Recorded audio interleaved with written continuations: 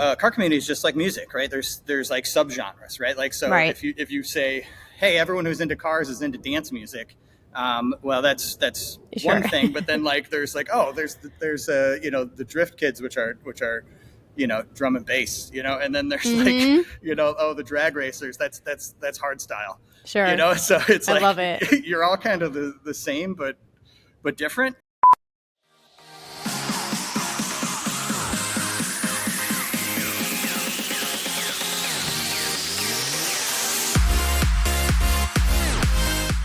Hey guys, welcome back to Rave Culture Cast, your weekly guide to the EDM community, music festivals, and more. What is up, fam? Happy Wednesday. How we doing, guys? Happy mid-April already. I literally don't know where the time is going, but it's going to be a good month. I'm feeling great vibes already. It's beautiful out here in New Jersey. The serotonin is coming in. We're loving it. So I hope you guys are all having an amazing week so far. Couple quick updates here before we dive into today's episode. First and foremost, we got to shout out one of our friends of the podcast, Lunchbox. If you guys haven't seen this beautiful new mini backpack, you are missing out. This is going to be my bag for Project Glow. For EDC Las Vegas, I'm definitely bringing this baby, but they just dropped these new anti-theft mini backpacks that are incredible. They're a really nice size. They have all the anti-theft features like the inverted zippers that face your back, zipper clips. They have adjustable straps to fit your size, which is super nice. All kinds of organizational pockets inside. There's a mesh zipper pocket inside. So really, really organized, which I appreciate. A little pocket on the outside too if you want to put like a fan or something. So you guys can use my code EMMAK to save money off of the new mini backpack. It's absolutely fantastic. I think you guys are going to really love this. So just wanted to give that a little shout out because I'm super excited to try that out at Project Glow next weekend. Which shout out, if any of you guys are coming, come say hi. I'm just going on Saturday this year. So just taking a quick little day trip down to DC for all the Deep House, Lane 8, Tin Liquor, all the vibes. So I'm super excited about that. So once we have set times here, I will announce a little Rave Culture Cast meetup to come meet you guys in person, say hello. So hopefully I'll see you guys out there. A couple quick updates. So I am looking for your submissions for an upcoming episode. I am going to be talking all about EDC Las Vegas weddings. So if any of you guys ever got married at EDC, I want to hear all about it. I want to hear how the planning process went. What was it like working with the team? How was like basically what happens like when you apply to have a wedding there? Can you like walk us through the process of that? What was it like on the day? Did you have a theme? Did you have a lot of people there? Who ordained you? Like tell us all about your EDC Las Vegas wedding. And if you guys want to send in video submissions, you can totally feel welcome to do that. Just keep it on the shorter side and shoot it horizontally for YouTube. So you can email that over to raveculturecast@gmail.com. That is raveculturecast@gmail.com. And I just need those back by May 1st so I can shoot that episode. Alrighty. Other than that, I have officially picked the contributors for our new Rave Culture Cast contributor program, which I am so fucking excited about. So I am just chatting with all those creators this week, getting that all figured out. And then once I have everybody on board, I will do an announcement and a post on our socials on @RaveCultureCast to let you know who we're kicking off the program with. So thank you to everybody who applied. I really, really appreciate it. We had a ton of applications and so many good creators in there. I'm holding on to all your info because there were just so many people I wanted to work with, but I had to narrow it down. So I will definitely hold on to your stuff for future. But I think that's everything up front. Those are all the announcements that I've got. I think I mentioned this on last week's episode, but if you missed it, I do have a new team member joining. His name is Alex Amaro. You guys might have seen him on one of our past episodes. He is a former colleague of mine, and he's an incredible dance music journalist and DJ and interviewer. So he is going to be helping me out with some interviews, and his first one is coming up next week. We have an incredible drum and bass artist that he interviewed. I'm so fucking excited for. So that's going to be coming out next week. So you're going to see Alex popping up on some of these episodes. So very excited. So much growth happening for the podcast. Honestly, this is the year of growth. So pumped about all of that stuff. With that being said, let's talk about today's guest. So I have on Chris Stewart, who is the founder of GRIDLIFE. GRIDLIFE hosts a whole bunch of events, but their kind of like crown jewel event is GRIDLIFE Midwest, which is happening June 7th through the 9th in South Haven, Michigan. So a little bit of info on Chris. So Chris started out in the creative world. He was in the world of advertising, creative strategy, digital media, but he grew up as a car fan, and it was something he was super interested in. He had this whole like Honda crew back where he was from, and he would throw events around that. So he kind of just wanted to take the automotive world and car shows and things he could experience and really innovate and bring together, car culture and music festival culture. And he's created this amazing event series where fans can come in, and during the day there's, racing, drifting. It's like a car show. You can go up, you can interact with the drivers, check out their cars. And then, at night you have EDM sets going on with, massive artists like Subtronic, Sullivan King. This year Zed's Dead is headlining. So it's really amazing. It's camping. It's got all the great things that a music festival experience would have. So Chris is going to come on and talk about how he created this, where he got the idea from, what he's discovered about these two communities and how they've come together, what the experience is like for the fans and for the artists. So anyways, I'm blabbing on and on and on, but we really have never covered anything in the motorsports world. I think it's really interesting, and Chris was such a nice guy. So go ahead and give them all a follow. GRIDLIFE, I believe it's at GRIDLIFE Fest on Instagram, or at GRIDLIFE Official if you want to follow any of their events. So yeah, please join me in welcoming Chris Stewart of GRIDLIFE to the podcast. Hey guys, welcome back to Rave Culture Cast. Today, I am super excited to welcome Chris Stewart onto the podcast. Chris is the founder of GRIDLIFE, an event series that merges the worlds of motorsports, car culture, and electronic music. After building a successful career in creative strategy, advertising, and design, Chris was able to use his background to build this innovative live event experience for fans to help grow car curiosity in the United States. I'm super excited to dive into this topic and unique world with him today. So please join me in welcoming Chris to the podcast. How's it going? Good, thank you. That was a great intro. Yeah, I like to hype up. Yeah, well researched. You hit all the right points. It saves me a ton of time. So awesome. I'm so glad. Yeah. Well, when I was diving into your background before we get started, I was gonna say we have a similar background. I was a graphic design major as well, and wanted to go into art direction and creative direction as well, and kind of found my way into different worlds. So when I was diving into what you've done, it's just, I find it really fascinating how your career trajectory has kind of gone into entrepreneurship and what you're doing now. So I'm going to pick your brain about a lot of things today. Yeah, absolutely. But let's start from the beginning though. I'm curious. I've kind of looked into your background and some of the stuff you began with, but a lot of what you do, which is similar to what I do full time, I'm a community manager for my full-time job, but you're building communities, which is really cool. And you've kind of been doing events for a while, but were you always like that, in high school and college? Is that something you were interested in? Yeah, I mean, I think my nickname amongst my friend group was the chaperone. So I was always kind of the individual that would put all the pieces together and try to get the plan scheduled and figure out what we're all doing together. So it's always been kind of a part of my nature to try to put all those pieces together and bring people together. Mm-hmm. And GRIDLIFE ultimately was just kind of a mashup of all the stuff that I was into, both professionally and personally. Right. It all kind of, I mean, I wouldn't say it happened by accident, but the trajectory and ultimately what got me to kind of diving all in, mm-hmm. Was very just kind of serendipitous. Right. That's amazing. I love that. It's kind of an organic way of things kind of naturally evolving over time. But the stepping stones that you put in place are really interesting, and I think were necessary to get to where you are now. But where 100%. Where did the interest in car culture come from? Was that something you discovered on your own? Family was into it? How did that come about? No, I mean, I think a lot of people that are deep into kind of car culture, it's I wrenched down cars with my dad, or my grandpa was really into it. I used to go to these car shows as a kid, and I didn't have any of that really. I mean, my from Detroit, so there's automatically some sort of connectivity to car mm-hmm. culture, just being from the Motor City.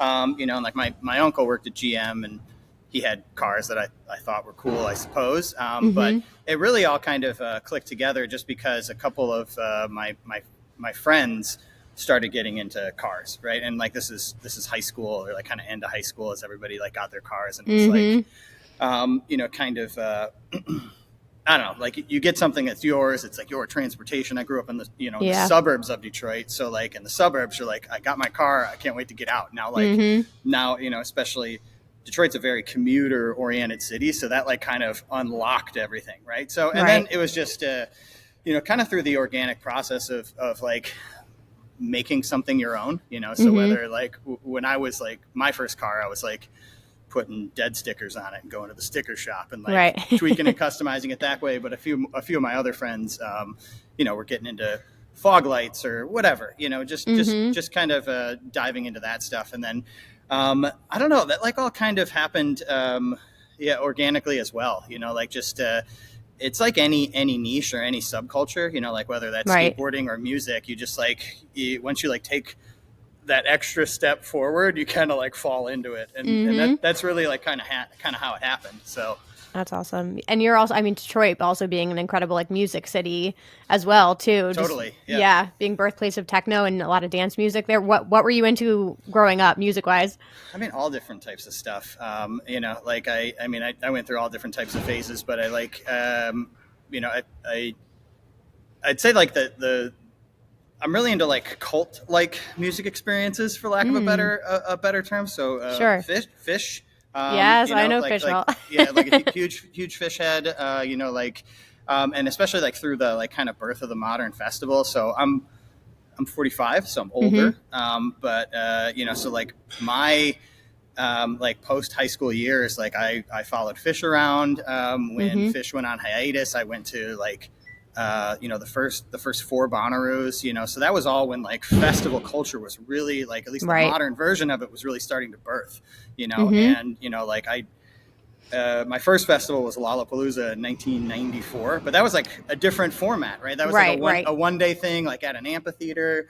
So, I think, just music being like one of my like primary hobbies, like one of the things that I like kind of call church, that like pulls me out and like brings me joy and like resets my head, and then through the just kind of like the observation or like the joy that I felt through those like more immersive festival like experiences are like the things that inspired what I wanted to bring to the car community. Because car community is just like music, right? There's like subgenres, right? Like, so if you say, hey, everyone who's into cars is into dance music, well, that's one thing. But then like there's like, there's the drift kids, which are drum and bass, and then there's like the drag racers, that's hard style, sure, so it's like, I love it. You're all kind of the same but different, right. And that was really like the thought behind when GRIDLIFE started, was like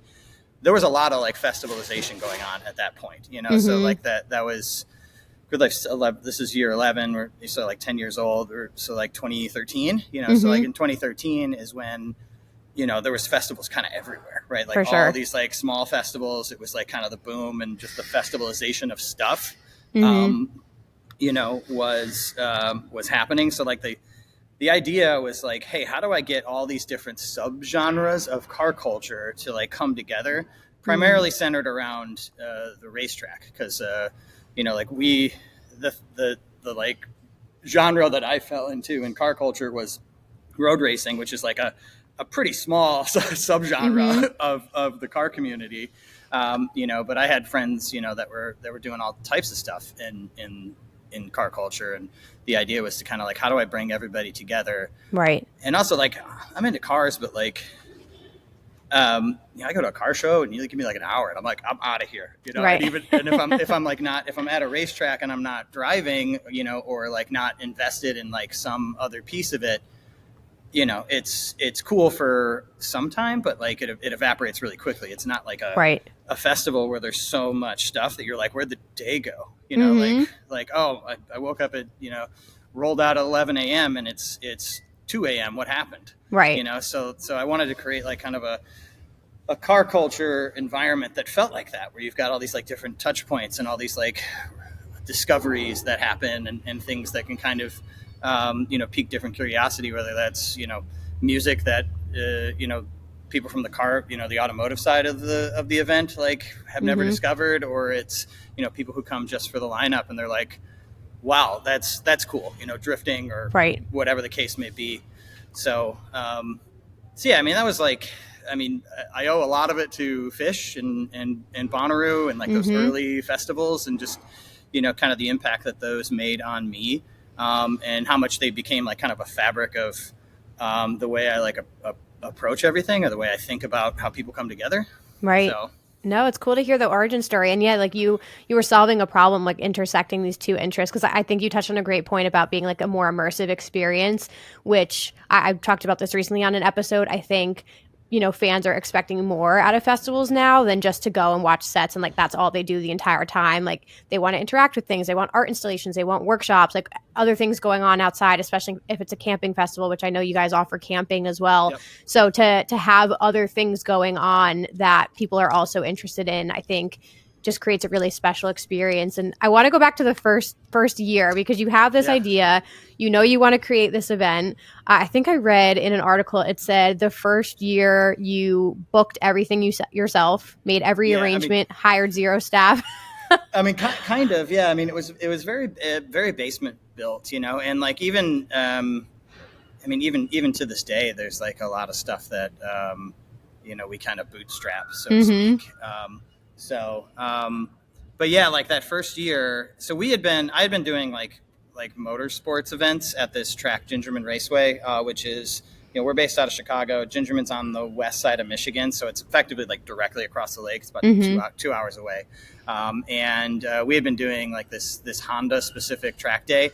And the other thing to like understand about like this segment of car culture too is that it wasn't very friendly to younger people, right? Like, so it's expensive, right? Like, so if you want to like race a car, like there's a certain amount of affluence or at least organization that you have to have, right? You got to have a car, you got to have the like ability to maintain it, and then you have to pay for access to the track. So, at that point in time, when we first started our event, so I was my crew in Grand Rapids, which is where I went to school, like we were starting to get into the idea of like, we want to race our cars, and then there was a bunch of like organizations that you could do it at, but like we came with like these, fast and furious Hondas, for lack of a better descriptor, and it was kind of like, people weren't mean to us, or like, it wasn't, it's like nobody was like particularly like directly rude, but you kind of got the side eye, Sure. And then, like what are they doing here? like, and like we're 25 years younger than most of the people that that were participating, and we found out, like me and my group of friends found out you could rent a racetrack.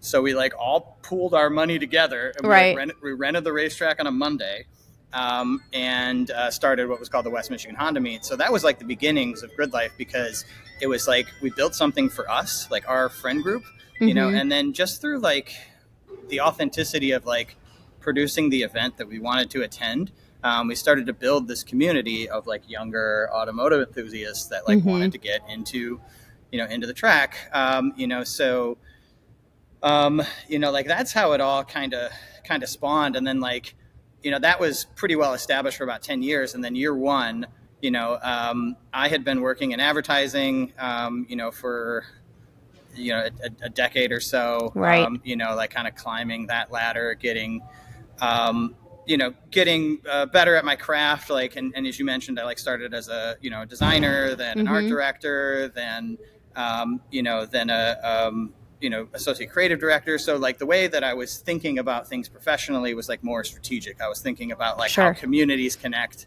and especially like at that point in time, like that was when, Facebook was just emerging as like a marketing tool. So there was a lot of like data scraping and like cool ways to like connect different stuff together. So I was just thinking about all these different ways that the brands that I was working on, how we could like engage communities both digitally and then physically. So it was just like, because of where my headspace was, is like kind of a big part of where the idea came from, where I'm like, hey, I've got friends that are, I know into music. I've got friends that are, that are, in drifting or in, road racing or in whatever. It's like, how do I glue it all together? And that's where that like kind of came from. And then that first year, I had been kind of pretty deep into the like Chicago music scene that was emerging through kind of the mid 2000s. So like Sure. Kurt from Flostrodamus, super good friend of mine. That was when like the Cool Kids and Hollywood Holt and like a bunch of other like artists were emerging from Chicago. So I was in a fortunate place to be able to like book my friends. Right.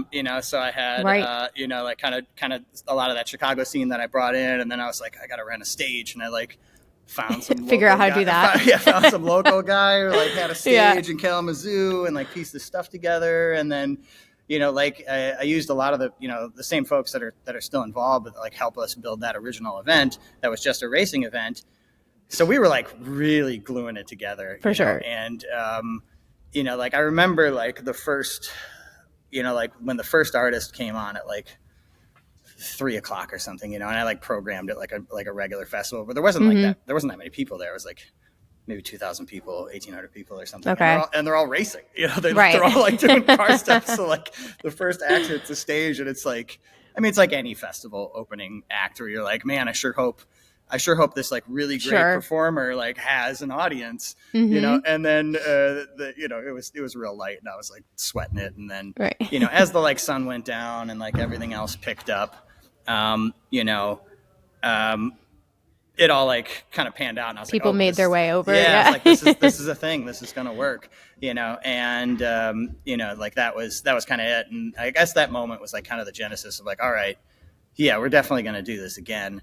And then I don't know the point when like it became a boulder rolling down a hill, but it definitely did, so like there was like strategic plans, like sort of, but really I was just making this one event and I was like making the event I wanted to attend, and it wasn't like financially driven. I wasn't trying to start a different business. I wasn't trying to leave my career. I was just like, wouldn't this be cool? And then over time, as like kind of forks in the road presented themselves, I sunset my advertising career. I basically was like trying to make the event better and better and better. I think 3 or 4 years in, I think I left in 2017, 2017 into 2018 is when I like finally like transitioned out of my full-time gig, but I just transitioned to freelance. And I was still working at the agency that I was working at, but I was just taking individual projects instead of like all the projects, and then I just stopped. Did you feel like because I was curious about that decision, because I totally understand juggling so many different passion projects, but I think like you said, you had those skill sets and you felt like you wanted to stick with your career and build this thing on the side. But did you reach a tipping point in the 2017, 2018, or had it just, like you said, caught so much traction that you felt like, okay, this needs more attention from me? It was a tipping point, right? So it wasn't like, oh man, I need to like put all my energy into GRIDLIFE so that I can like grow it. It was just like I can't balance these two things and be fulfilled by either of them. Sure. So like I think because advertising in particular, and design as a whole, like like when you're in it, you're like in it. It's like what you do. Like you're like, oh, I'm a designer, I'm a creative, right? And then like, that it occupies like the majority of your energy. And it's not like you don't have a life outside of that, but everything, you like carry it all with you, so in order to be particularly successful, especially in, kind of the upper echelons of the, corporate version of that, like you got to believe it, like you got to be bought in. Right. And, it was just getting really difficult for me to believe all the things simultaneously just because of the amount of energy that it required. Right. That makes sense. And then I'm curious just about the experience to kind of paint a picture for somebody who hasn't been. I'm sure the event looks very different in 2024 than it did in even 2016. 100%. But when you mentioned with the sets, like you had them come on at 3 and it was kind of followed a similar structure to a normal festival, but what does the day look like now? Like, is it racing going on, music's happening at the same time? Like, can you paint the picture of what GRIDLIFE is like now? Yeah. So, I'll focus on the Midwest event, right? Because Midwest is our most mature event. Crown jewel. Yeah. Yeah. Right.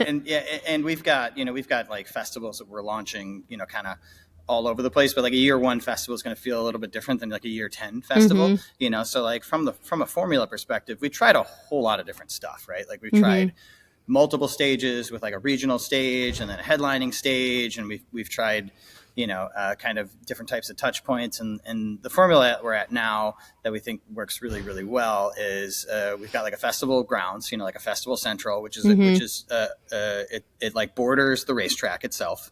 And then on kind of one side, like it's got two gates. So it's got a south gate and a north gate.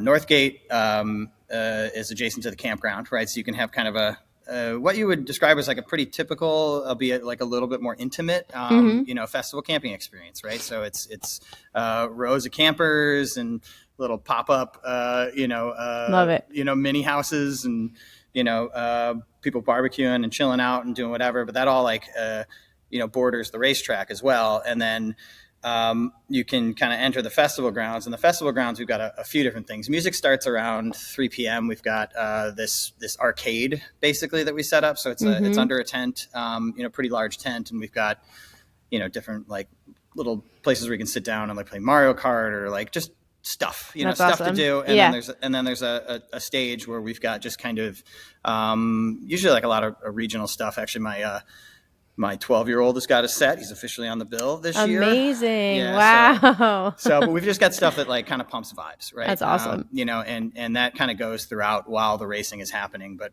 racing starts at 9 a.m., so like the track goes hot and you're like kind of like wake up to the sound of race cars. And and then even on the like motorsport side of stuff, it's not just racing. We've got all these different types of cars and all this different type of grassroots motorsports. They're all just people.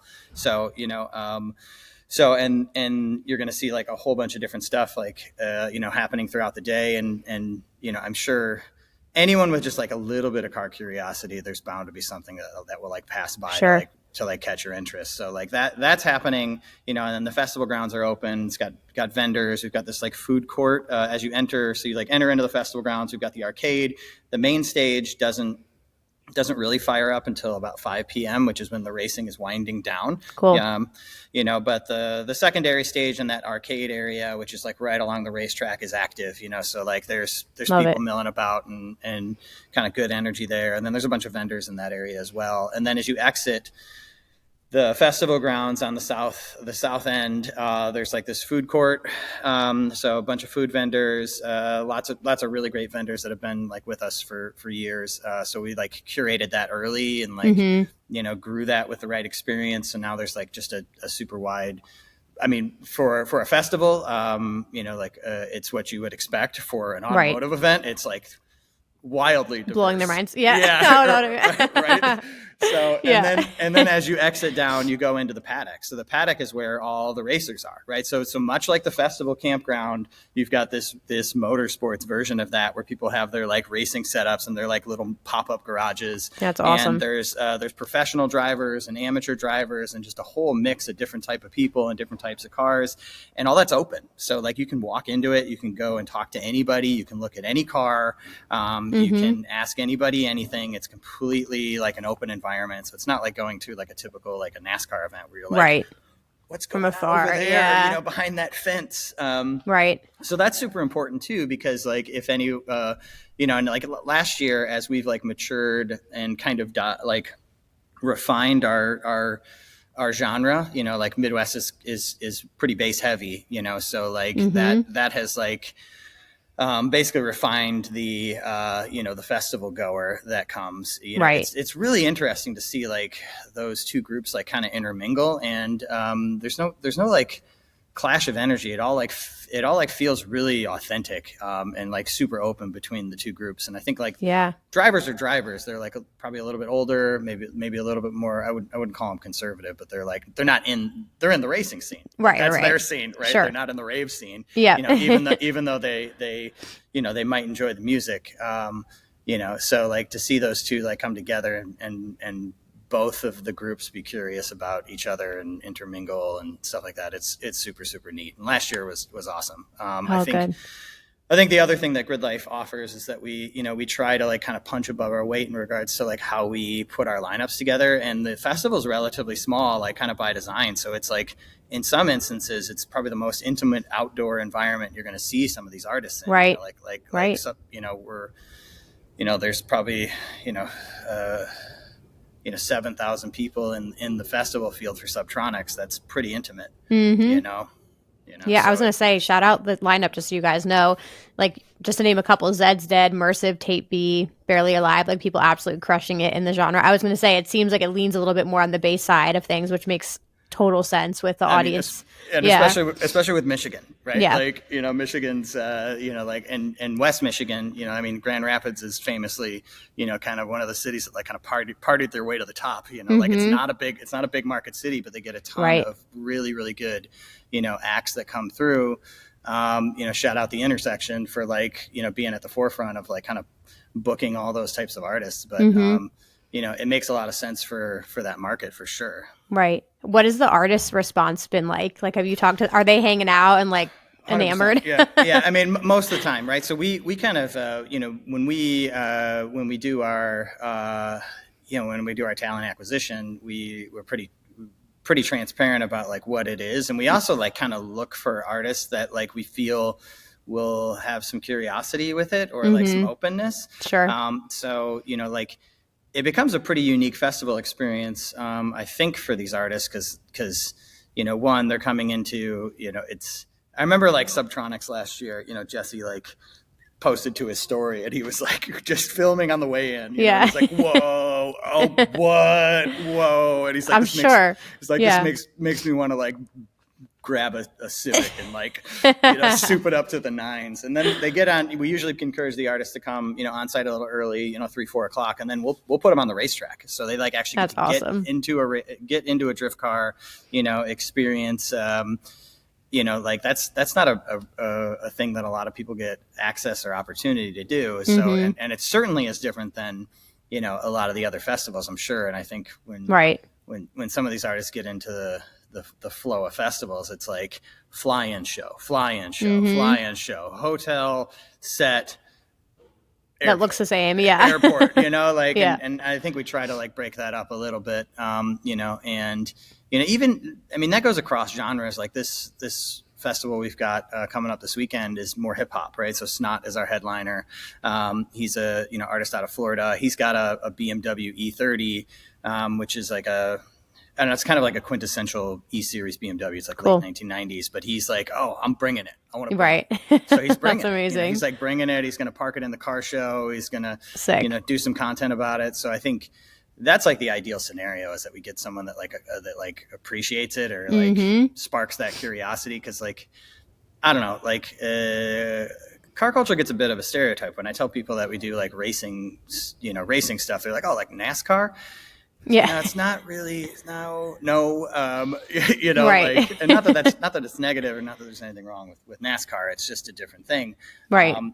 So, I think that's an important part of like all the things that we do too, is we try to like bring in artists and music programming that like elevates and sophisticates the car culture scene, and tries to like.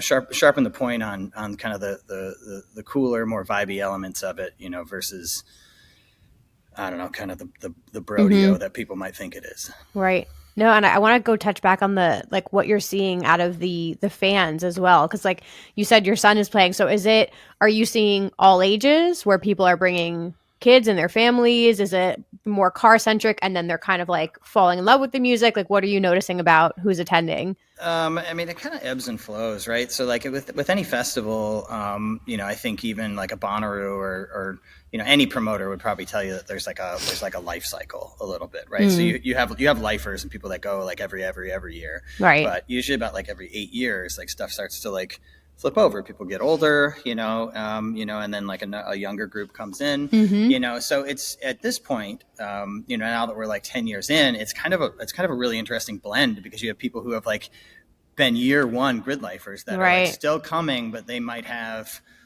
families, or they might be just at a different stage in life, but they're still, into the car scene, and they love the party of it and just the energy that it presents, and then with the lineups we've had the last 2 years, we got a whole new group of people that are coming in, like last year that came in because they wanted to see Sullivan King and they wanted to see Subtronics, and then they were like, what, drift cars are crazy. Right. Exactly.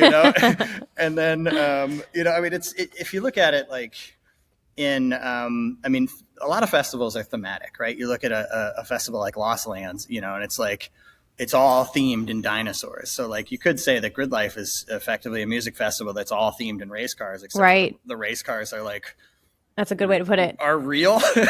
Yeah.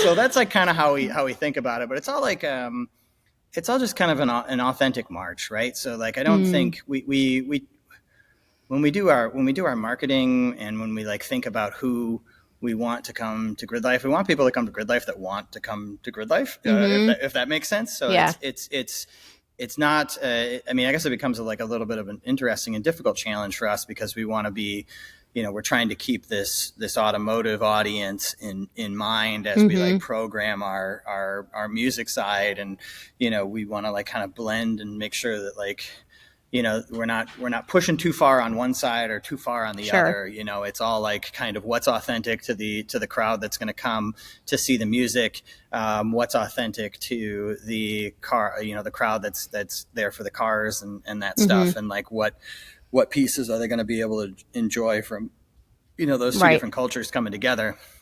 But I would say that, to answer your question, it's a mix at this point.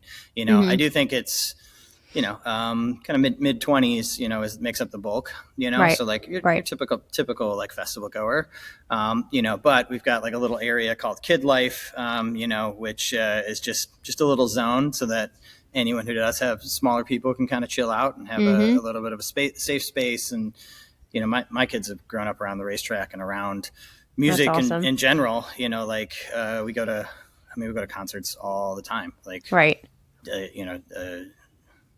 man, my kids have seen Fish 25 times. See, this is what I aspire to be. I'm so glad you said that, because I think it's important to have these types. My son is 8 months old, so he's got some time. But that's what I hope to do.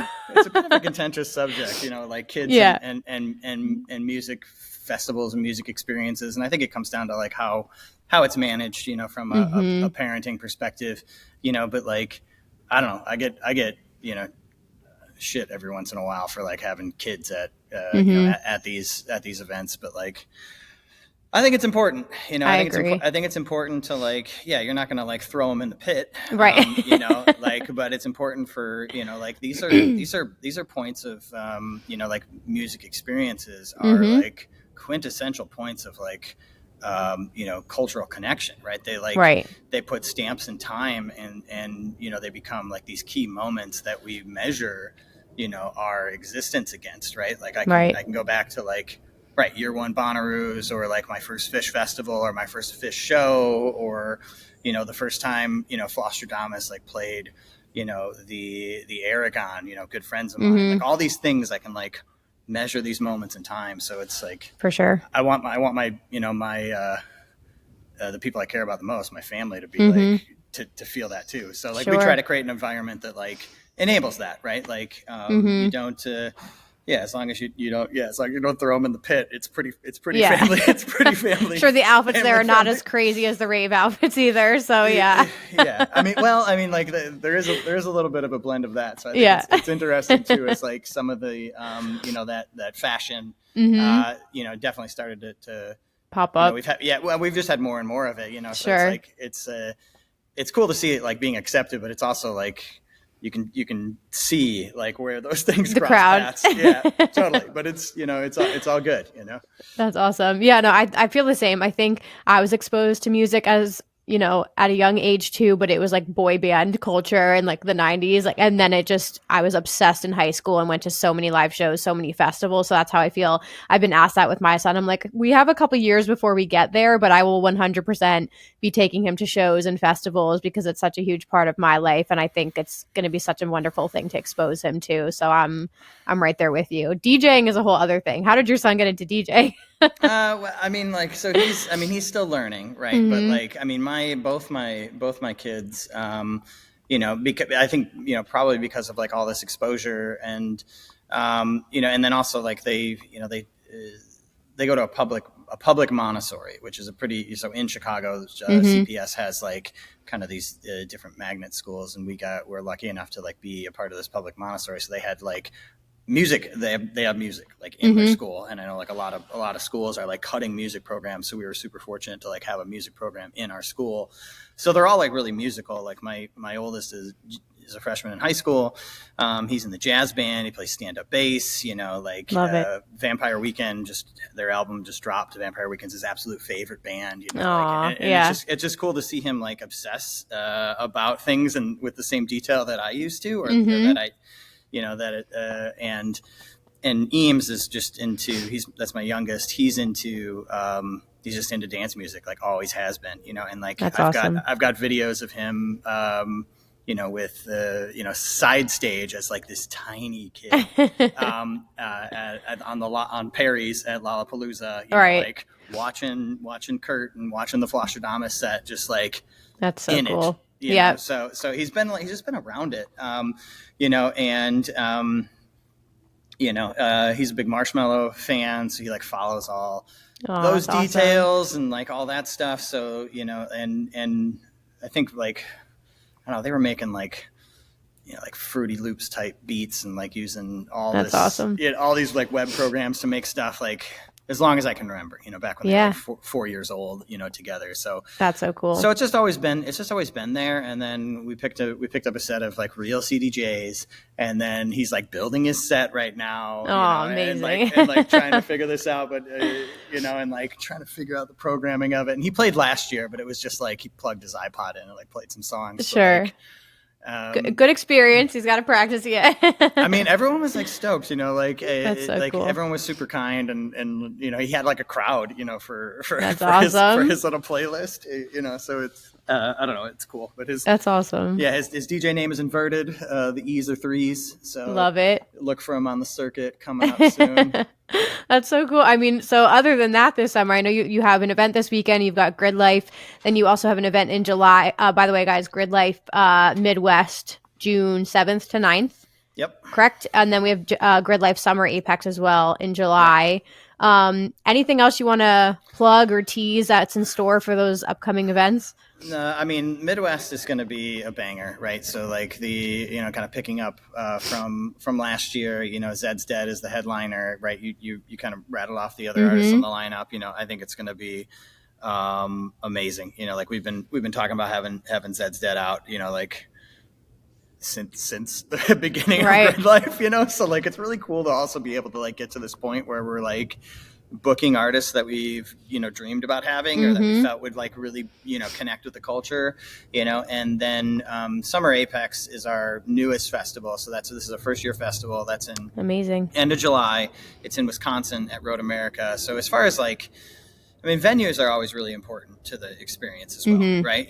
So like you've got venues that you love and venues that you don't, and festival grounds and festival sites like all impact it. You could like with a festival like Electric Forest, because of the way they like present the venue, it's like you care who's playing, but you really care about like how it feels when you're there. Yeah. And Road America, which is the venue for Summer Apex, is, as far as racetracks go, it's one of those places. It's like for those of us in car culture, or particularly racing culture, there's a few racetracks in the country where you like walk on site and you like kind of get these goosebumps, and it's most of the ones that are like kind of what we would call like legacy or legendary tracks. So like that track has been around since the 50s. It's like such a gorgeous place to spend a weekend. It's like in, like carved out in Kettle Moraine Glacier area. It's like real wooded. It's just a really, really cool spot. So we're super excited about that one. It's a really difficult venue from a racing perspective to actually secure for an event like this. So, sure. It usually has a super like 5-10 year wait list if you want to get like a weekend like Wow. the one we have. Yeah. And then we also see that opportunity as kind of being our forthcoming flagship one, because the venue is so well suited to like scale an event. And two, it's still like close to home, right? So it's effectively like a home track, because we're based in Chicago. It's 2.5 hours north, Right. which like makes it kind of a home circuit. Amazing. And we just did we just finished some of the buying for that, so it's we're swinging pretty hard for this first year event there. So it'll be kind of in the same vein as what Midwest has presented, and we're super excited. We're pushing really hard for that one. So amazing. Well, if you ever need any good bass acts, I got a couple homies, so I can send them your way. They would probably be so down to play. Yeah, I appreciate it for sure. Of course. Yeah, no, I mean, lots in stores. I think it's just such an interesting year to chat with you about this, and seriously, congrats on all of the growth that you guys have had. I know you'll absolutely crush this summer. The Zed's Dead's fans alone are dedicated, so I'm sure you're going to get them rolling through there. But can you plug any websites, social accounts where people can connect with you guys? So you can kind of find everything at www.grid.life. So that's our website. That'll kind of offshoot you to any of the information you need. So whether you're a music fan and you want to know more about the particular events, or you're like, hey, I'm into cars, I wonder what this is all about. There's much information there as well. And then across the board on social, we're GRIDLIFE Official on most places. So both Twitter or X, I suppose, and then Instagram. And then GRIDLIFE Fest is our Midwest specific festival account. So awesome. A little bit different information there, just because it's more centric around like, what do campers need to know? And like, you're coming to the event, here's some information about it. Beautiful. But yeah, you can find most of the stuff there. Awesome. Thank you so much, Chris. I appreciate your time so much. And guys, you can connect with us at Rave Culture Cast on all the platforms. Check this out on YouTube if you want to watch the video. We appreciate you being here. Chris, good luck with all the events this summer. Thank appreciate you so much. it. Yeah, appreciate it. Thanks, guys. Bye.